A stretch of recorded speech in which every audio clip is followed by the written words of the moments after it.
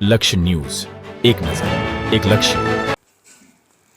ધારી Bagasara road ઉપર આવેલા પ્રેમપરાના દેવી પૂજક એરિયામાં ખરાબ રસ્તો તેમજ ગંદકીને લઈને નગરપાલિકા ધારી ખાતે કરી મૌખિક રજૂઆત.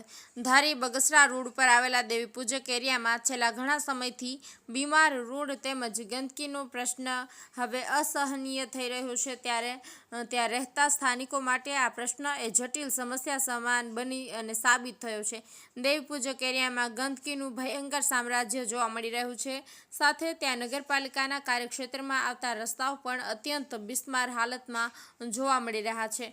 પ્રેમપરા દેવી પૂજકના સ્થાનિકોએ આવનાર મૌખિક રજૂઆત કરી છે, પરંતુ આજ દિન સુધી કોઈ કાર્યવાહી નગરપાલિકા દ્વારા કરવામાં આવી નથી.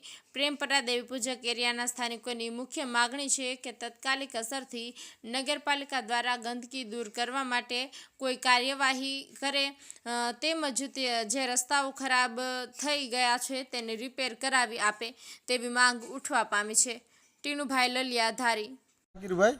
અને એરિયો અમારે બગસરા રોડ મેરડીમાનું મંદિર છે ને એની સામેના વિસ્તારમાં આવીએ છીએ અમે, અને નદી કાંઠા વિસ્તારમાં. અને પણ અહીંયા અવારનવાર એટલું પાણી અને ગટરનો એટલો પ્રશ્ન છે ને કે માણસો અત્યારે ત્રાહીમાર થઈ ગયા છે. મચ્છરોનો એટલો ગરીબ માણસો એ બધે રહી છે અને કોઈને એ ધ્યાન જ નથી દેતું. ગ્રામ પંચાયત હતું ને તો હજી કોઈ ધ્યાન દેતું હતું, પણ જ્યારથી નગરપાલિકા થઈ છે ને બરોબર ત્યારે કે અત્યારે અમે ત્યાં જઈએ કેવા તો કોઈ ધ્યાન દેતું નથી બરોબર. એટલે સતત અહીંયા પાણીનો ને બધો પ્રશ્ન બહુ તકલીફ છે અને નાના માણસોમાં કોઈ ધ્યાન દેતા નથી.